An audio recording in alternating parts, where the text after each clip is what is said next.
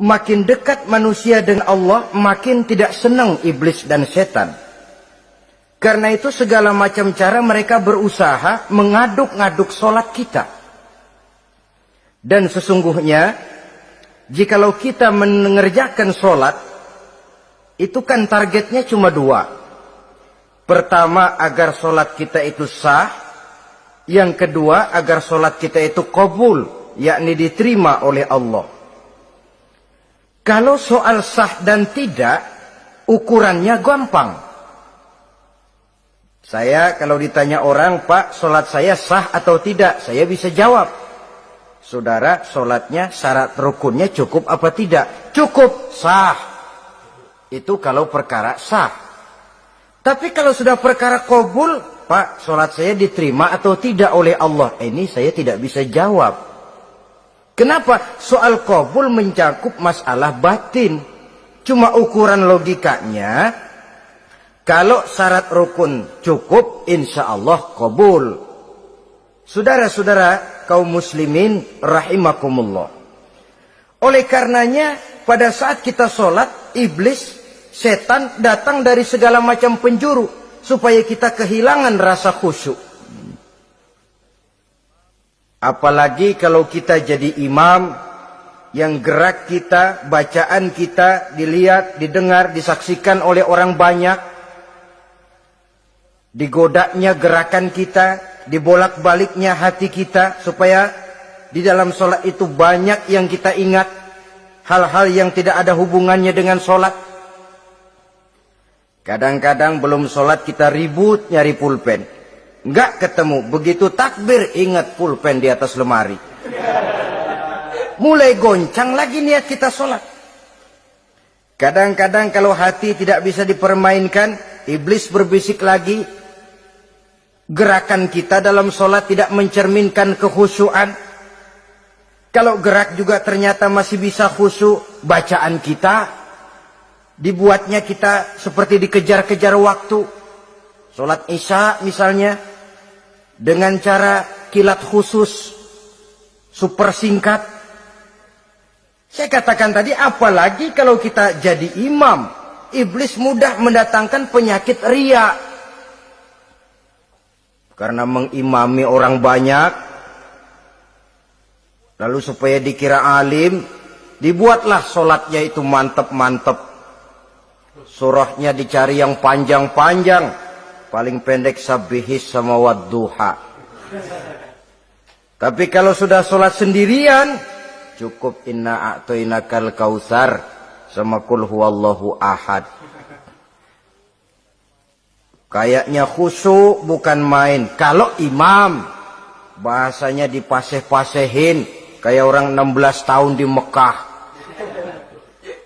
Usolli fardwal maghribi salah sarokaatin. Saudara-saudara kaum muslimin yang berbahagia.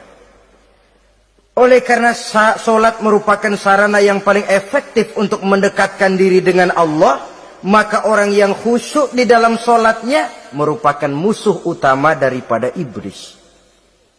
Sekarang bagaimana bisa khusyuk caranya? Kalau khusyuk 100%, rasa-rasanya sulit. Untuk sampai ke arah sana orang memerlukan tahapan. Kepada Imam Ali karramallahu wajhah, baginda Nabi pernah memberikan satu tes. Ali, saya ya Rasul, kalau kau bisa sholat 2 rakaat saja dengan khusyuk, aku kasih hadiah sorban. Baik ya Rasul. Sembahyang Imam Ali 2 rakaat. Selesai sholat, assalamualaikum, wassalamualaikum. Rasul bertanya, yang mana sorbannya Li? Tanpa nengok, Imam Ali menjawab, yang hijau ya Rasul. Setelah menjawab yang hijau, Rasul berkata, kamu tidak khusyuk Li. Kenapa?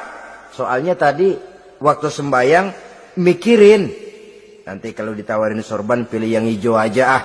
Sehingga begitu ditanya, refleks menjawab, yang mana Li? Yang hijau saja ya Rasul. Oleh karena itu, menurut Al-Imam Nawawi, pada tingkatan yang paling sederhana, sudah sampai ke tingkat khusyuk, asal pada waktu takbiratul ihram ingat kepada Allah. Tapi jangan lupa, itu tangga pertama. Jangan ada fatwa begini lalu aman. Yang penting kan takbirnya ingat Tuhan, belah sononya mau kemana kek.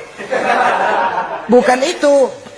Itu pada tingkatan pertama sudah sah dipandang khusyuk solatnya orang awam, asal pada waktu takbiratul ihram dia ingat kepada Allah. Tetapi harus terus berusaha agar sepanjang solat dia ingat kepada Allah. Caranya bagaimana? Pertama, menanamkan diri bahwa pada saat kita sedang mengerjakan solat, yang lain tidak ada kecuali Allah. Yang kedua, berusaha memahami apa yang kita baca. Sehingga pada saat kita sujud, subhana rabbiyal a'la wa bihamdi, terbayang kemahasucian Allah, kemahatinggian Allah. Sehingga hati tidak mengembara, mulut berucap, hati mengikuti apa yang diucapkan. Yang kadang-kadang membuat hati kita jalan-jalan, badan di masjid, badan takbir, badan ruku, tapi hati di pasar, hati di kantor, hati di pabrik. Karena yang kita ucapkan tidak berakar di hati. Yang kita baca kita nggak tahu artinya. Sangat boleh jadi hati lalu mengembara kemana-mana. Jadi untuk menopang kekhusyuan ini, cara yang paling efektif, pertama, tidak ada yang lain pada waktu kita sholat kecuali Allah. Yang kedua, berusaha memahami apa yang kita baca. Dikala kita duduk di antara dua sujud, Rabbighfirli, ya Allah ampuni dosa saya, warhamni, kasihani saya, dan selanjutnya. Mulut membaca, hati mengikuti. Dengan mengikuti, hati tidak terlalu mengembara, ada tempat dia kembali. Saudara-saudara kaum muslimin rahimakumullah. Itu yang kelima. Yang keenam, yang menjadi musuh iblis, mukminun nasih. Orang mukmin yang suka memberikan nasihat. Orang mukmin yang suka memberikan petunjuk. Termasuk juru-juru dakwah, para mubalik, itu merupakan musuh utama iblis. Kenapa? Tiap hari iblis kampanye. Tiap hari iblis mengajak dengan segala macam cara yang kalau perlu dia berikan kamuflase. Dia berikan fata morgana. Kalau perlu yang haram dia bungkus dengan merek halal. Kalau perlu kejahatan dia bungkus dengan baju kebajikan.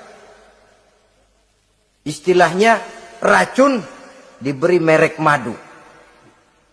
Dan itu wajar. Cuma kita tentu harus punya filter, daya saring positif agar tidak salah pilih. Karena iblis ini pintar betul. Kalau kita khusyuk dalam sholat, dia tanamkan kepada kita misalnya seperti tadi itu. Sholatmu memang hebat, khusyuk. Di kampung ini tidak ada orang yang sholatnya seperti kamu. Tertanam itu dalam hati kita, timbul ujub. Akhirnya, iya, gue lihat-lihat di kampus ini kagak ada yang sembayangi kayak gua. Nah, sudah masuk iblis. Jadi dia pandai mengikuti gerak hati dan irama denyut jantung manusia ini. Kemana kecenderungan manusia, ke situ dia masuk. Pendeknya iblis itu kendang.